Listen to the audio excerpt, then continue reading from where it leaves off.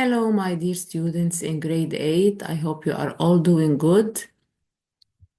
During week 4, with your friends inside the classroom, I started a new lesson, and the title of our lesson is Square Roots. This lesson is very important for grade 9. First, we defined the square root, then we found the square roots of perfect squares, then we found the square roots of non-perfect squares. After that, we started performing calculations with square roots, addition and subtraction. First, the definition of the square root. You know what's a square in math. The square is any number that having an exponent 2.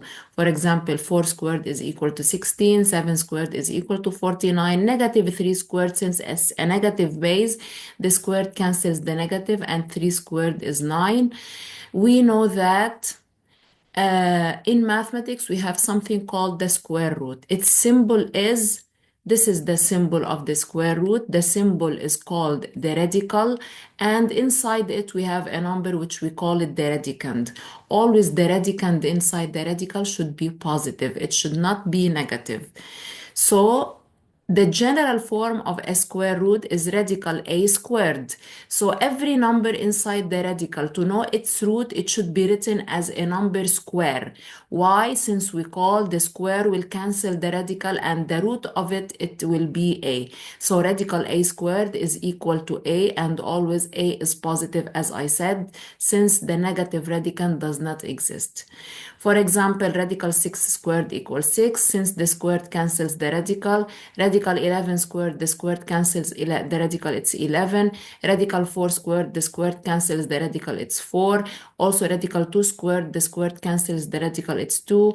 Negative 5, radical negative 5 squared. Here it's not a negative radicand since it is a negative base, so the negative with the squared becomes positive, so the squared cancels the radical, it comes out as 5. Similarly, radical negative 13 squared, the negative becomes positive, and its root is 13. So as I said, this is the radical, and inside it, the number, it's called the radicand. We have an important rule which says always radical 0 has only one solution, which is 0. So radical 0 is equal to 0. Radical 1 is equal to 1. As we said, a negative radical, for example, if you have negative a inside, it doesn't exist.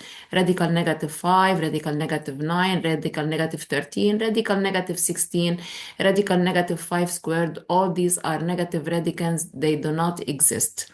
If you have negative radical a squared, the negative is outside the radical. It has nothing to do with what we have inside the radical.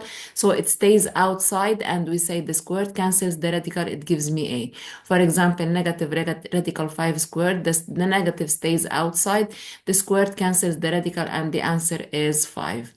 We have something in math called the perfect squares. What are the perfect squares? These are the number that can be written as a number squared. For example, 1 squared is 1, so 1 is a perfect squared. 4 is a perfect squared since it is 2 squared. 9 is a perfect squared since it is a 3 squared. 16 is 4 squared. 25 is 5 squared. 36 is 6 squared. 49 is 7 squared. 64 is 8 squared. I want you to memorize until 144, which is 12 squared.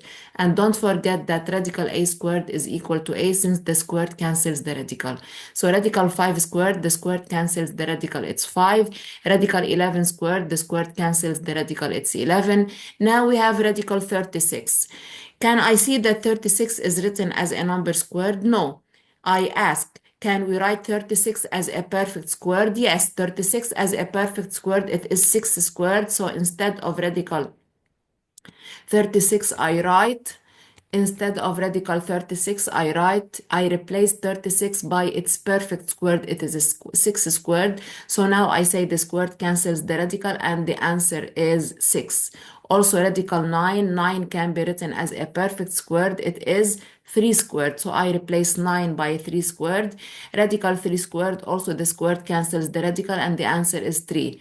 Radical 100, also, since 100 can be written as a perfect squared, it is radical 10 squared, and the answer is the squared cancels the radical, it's 10.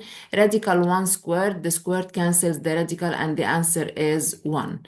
These are how we find the square roots of perfect squares.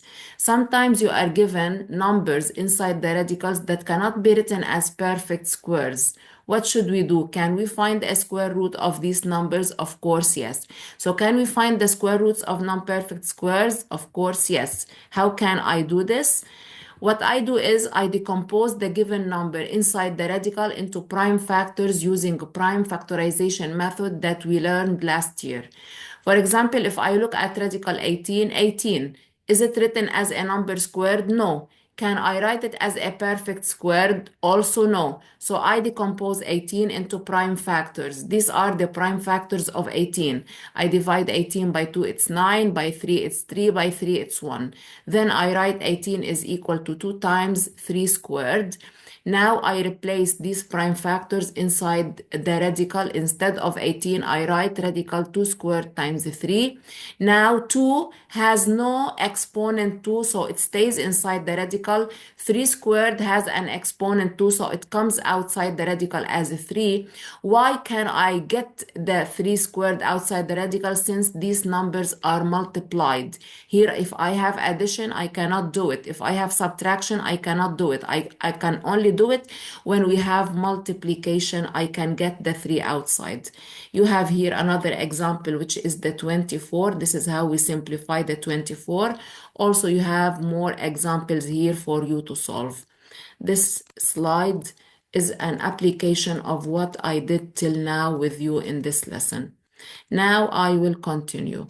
Now we will be talking about something important. Always the radical sometimes has no number before it, or sometimes it has a number. This number can be positive or negative. This number is called the coefficient of the radical. For example, 2 radical 3, negative 5 radical 2.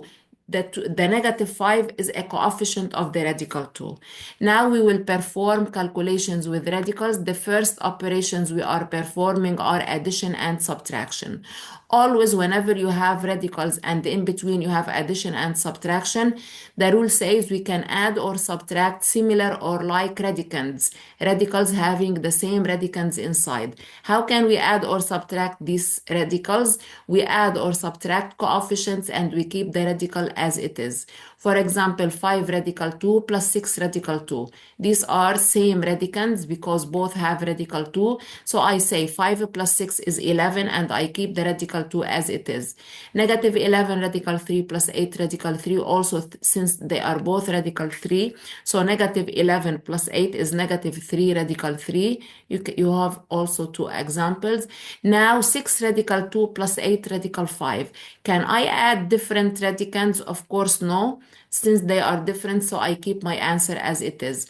Also, I cannot add a radicand with a number, so I keep my answer as it is.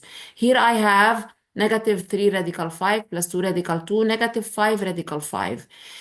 Here I have 2 having radical 5 and this is alone. So I keep 2 radical 2 as it is and I say negative 3 and negative 5 is negative 8 radical 5. So the answer is 2 radical 2, negative 8 radical 5. Sometimes we might be given such an expression. If I look, I have addition and subtraction. So I should check the radicands inside. The radicands inside 8, 18, and 32, these are different. Also, I should check if I can simplify these radicands more using perfect squares or prime factorization. So 8 cannot be written as a perfect square, 18 cannot be written, and 32 cannot be written. So I make the prime factorization of 8, prime factorization of 18, prime factorization of 32. I replace 8 by its prime factors, also 18 and 32. Then I have 4 as a coefficient here. When 2 squared gets outside, it gets as 2. So it finds 4 outside. So I write 4 times 2 and I keep radical 2 inside. Plus 7. I will get outside the 3 squared, it gets as a 3, so 7 times the 3, and I keep radical 2 inside. Minus here, 2 will come outside, then 2 will come outside, so I multiply them and I write radical 2. Now I multiply the coefficients. Then I have similar radicands, so the answer is 25 radical 2. This was what we did during week 4. Please, I want you to watch the video well, practice the exercises, and if you have any